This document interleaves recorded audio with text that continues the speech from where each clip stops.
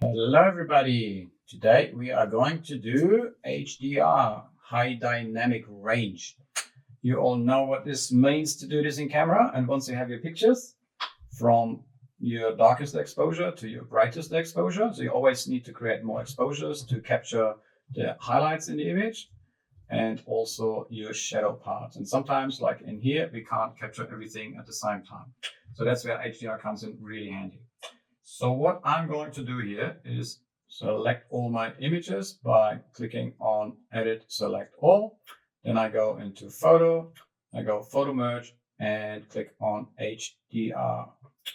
That opens up the Lightroom HDR Merge Preview.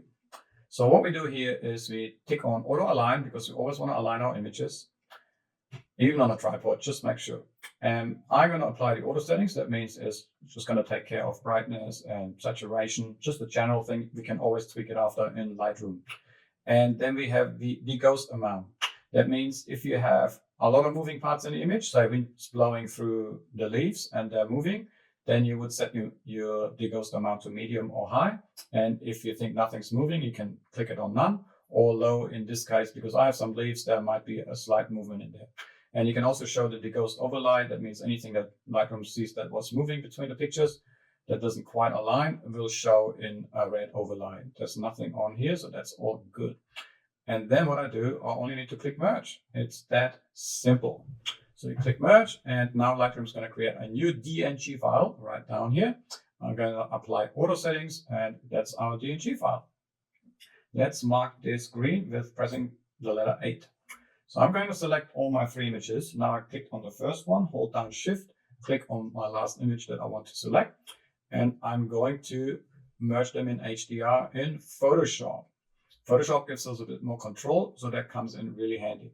So I'm going to go to Photo, and I go to Editing, and I'm going to go Merge to HDR Pro in Photoshop.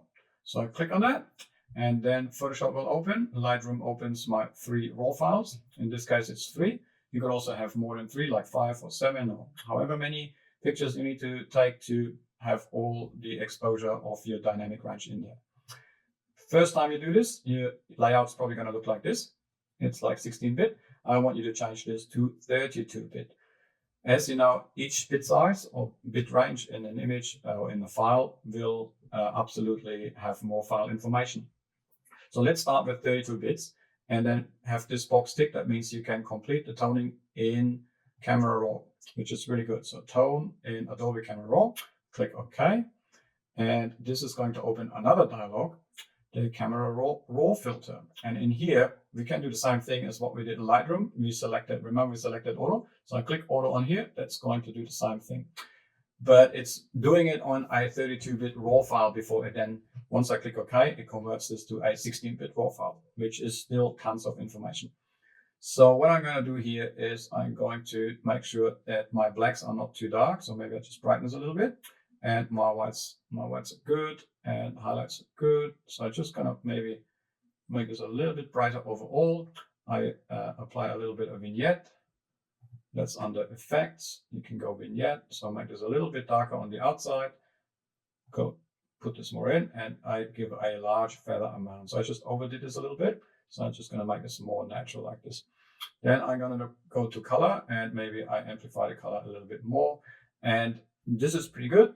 And I'm going to do the rest in Lightroom. So I'm going to click OK here, and now it converts it from 32 to 16-bit. And when you look on the bitmap image, it's 16-bit RAW file now. And I'm just going to save this back in Lightroom. So I'm going to go File, Save. And when I close the document down, it's going to be automatically back in Lightroom. So this is my Photoshop file.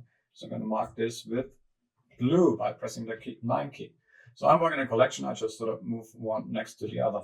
As you can see, they look quite different. So with my Photoshop file, my main concern is that I have all the information in the file. So making sure my histogram has all the information in there. And now I can go in the develop menu, maybe click auto again. And now I can amplify what I want to do.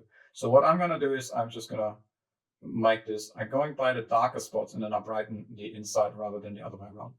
So move the shadows up, maybe a bit more clarity, make sure my colors work, so saturation, vibrance, so that looks quite nice. And now I'm going into, so that's a bit closer, so Lightroom like this and Photoshop like that. And I can also go into the selective adjustment masking and make selective adjustments. So I'm going to click the radial filter in here, and I'm just going to hover over the middle. So it's going to select the middle part with a big feather, and I increase my exposure. Obviously, I'm not going to do massive amounts. I'm going to try to make this look a bit more natural. But so that is good. That's quite a bit already. And I can't add another mask over here. Now I need to go up there to the right still on top to add a plus sign, make another radial gradient. Maybe just in here that eye looks a little bit dark. And maybe make another one on the mouth. I can also use the brush tool or press K. K is the brush tool. So that just makes that a little bit. And then I can also click on the brush tool again. K, that creates a new brush, and I can move, darken this area. I just brush on that. So I just darken it just slightly. And then over here, and maybe even over there. So I can just make selective adjustments based on where I want to darken and brighten the image. We used to call this dodge and burn in the darkroom. So I just made another brush, make some more contrast on here. See, this really makes it pop a little bit more. And maybe make this over there too. So I'm pretty happy with this. And when you look at the before, so that's my, if I would have taken one image for the exposure, that would be my exposure there. And here we have that Photoshop file. You can, of course, apply the same settings in Lightroom. I'm just going to press previous now. That applies all the same various selective adjustments, and including also what we did in the Photoshop. So I just have to now tweak this because the Photoshop file had a lot less contrast than the Lightroom DNG file. So we just need to change our settings accordingly. Okay, so that looks pretty good. And then if I select Lightroom and Photoshop, I press the N key for the loop view. And so now on the left is the Lightroom edit, and on the right is the Photoshop edit. Of course, we can always tweak this like crazy to our heart's content. Maybe just do a little dehaze and maybe a bit more clarity in there. So I'm happy with this. And that's our Photoshop HDR version. And here is the Lightroom one for comparison. You see, there's always a little bit of difference, even though it's very similar. I recommend Lightroom 4 if you want a fast HDR. Quickly done in Lightroom, couple of clicks, you got your HDR. And if you want to tweak and really go into the detail and want to start off with the best file, I would recommend the Photoshop for finer adjustments. That was our HDR tutorial. I hope you enjoyed this and learned something, and I'll see you all in class.